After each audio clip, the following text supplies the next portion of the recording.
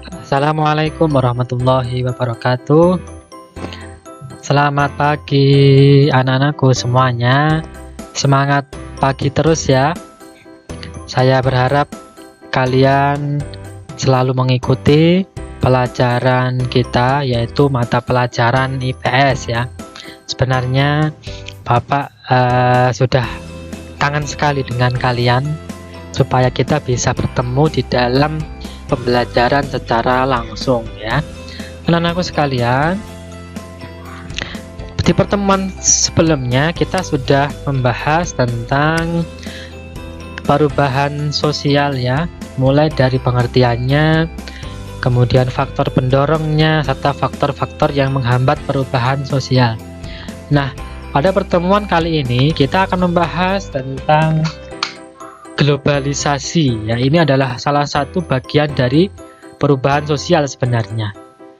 Nah, pada pertemuan kali ini tujuan pembelajarannya adalah satu, setelah kalian mempelajari materi ini diharapkan mampu menjelaskan pengertian dari globalisasi. Yang kedua adalah setelah kalian selesai mempelajari materi ini diharapkan kalian mampu menjelaskan bentuk-bentuk globalisasi serta menyebutkan contoh-contohnya. Baik ya. Kalau kita membahas materi tentang globalisasi, ini merupakan istilah yang sering terdengar ya di zaman modern seperti sekarang. Namun sebenarnya apa sih pengertian dari globalisasi?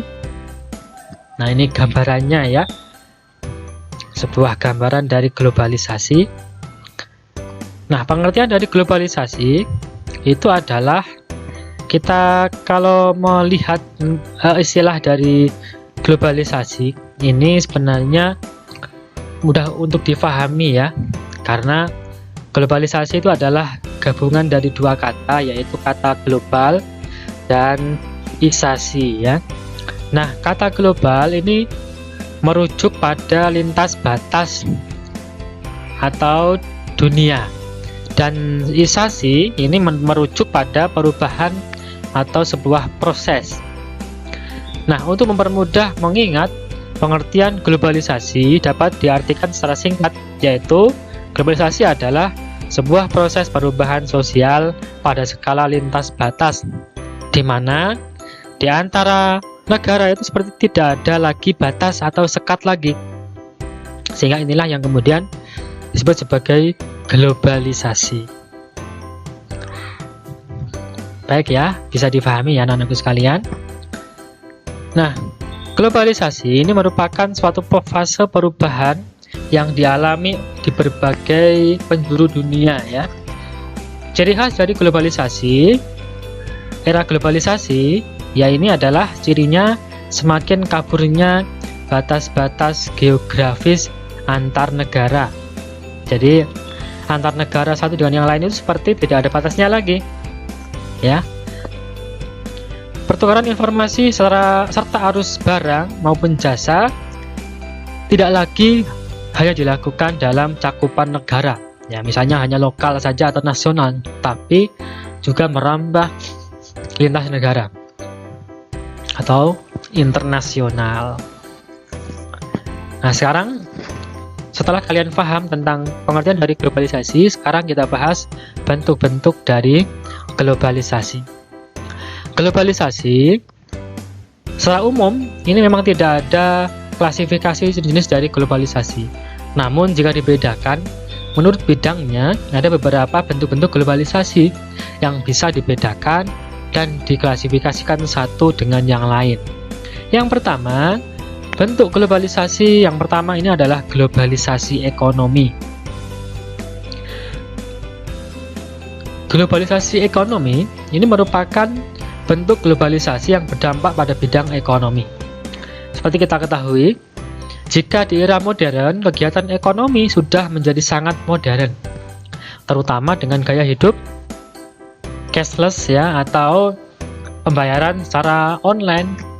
Nah, ini dalam bidang ekonomi. Nah, contohnya apa saja dari globalisasi ekonomi? Yang pertama, kita melihat sebuah contoh, yaitu kita bisa membeli barang dengan menggunakan kartu kredit atau ATM ya, dengan sebuah rekening bank. Kemudian kita pun juga bisa melakukan jual beli secara online lewat e-commerce ya, yaitu jual beli online. Jadi dengan adanya globalisasi ekonomi, itu toko pasar itu seperti ada di dalam genggaman kita. Jadi kita di rumah, di kamar, kita pesan barang, beli barang menggunakan aplikasi e-commerce. Jadi ini contoh globalisasi ya.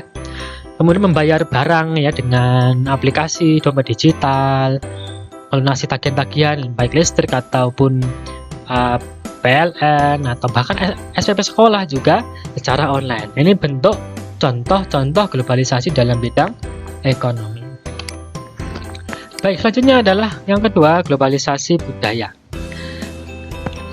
Globalisasi budaya merupakan sebuah jenis globalisasi yang memberikan pengaruh pada bidang sosial dan kebudayaan manusia. Jadi, kebudayaan suatu wilayah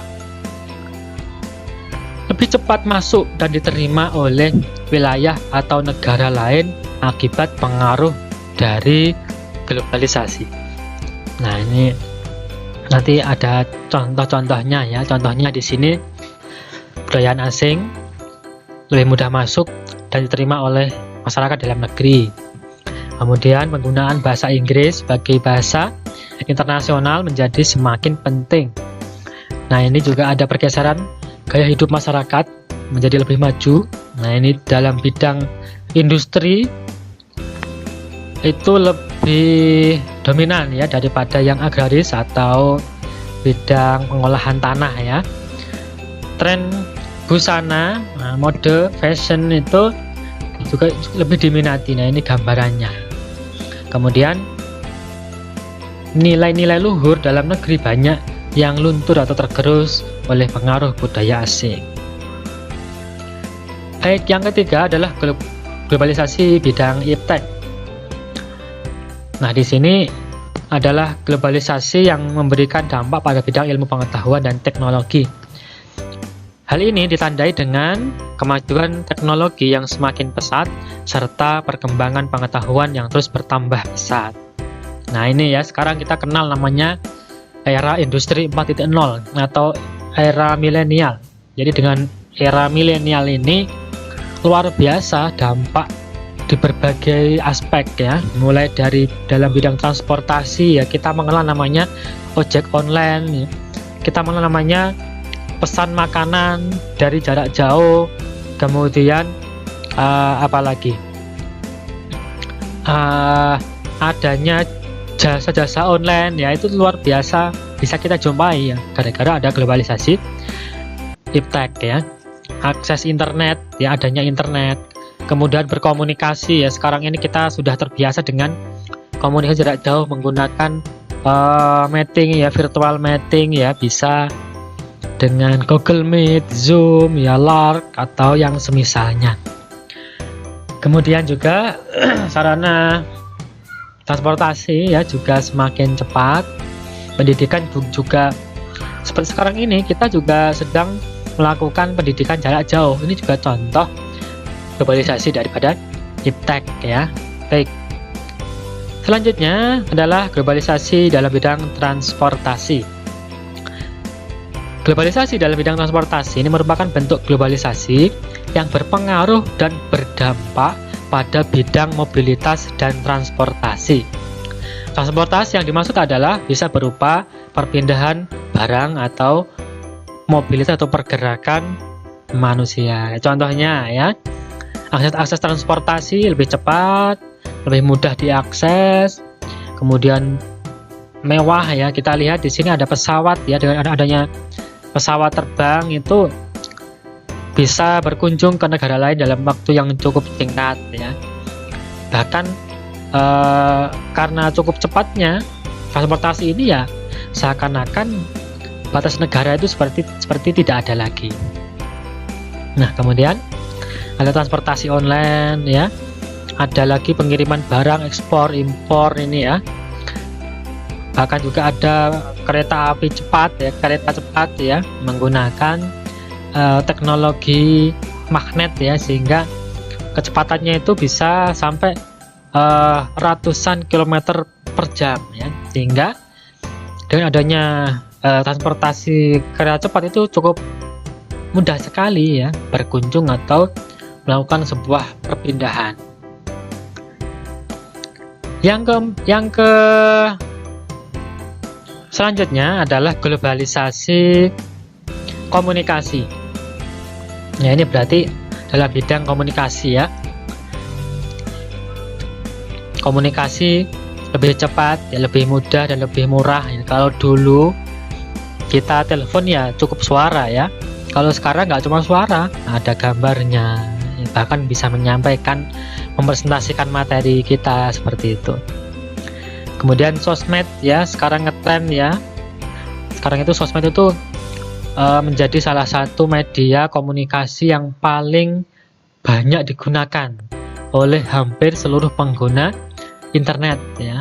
Bisa WhatsApp, Facebook, Twitter, Instagram, Telegram ya, dan lain sebagainya. Jadi luar biasa cepat, dan kalau kita lihat ketika ada sebuah info itu sangat cepat sekali menyebar ke seluruh penjuru dunia.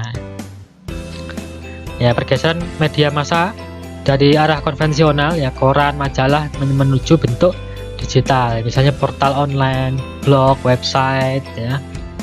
Nah, ini ya gambarnya seperti ini.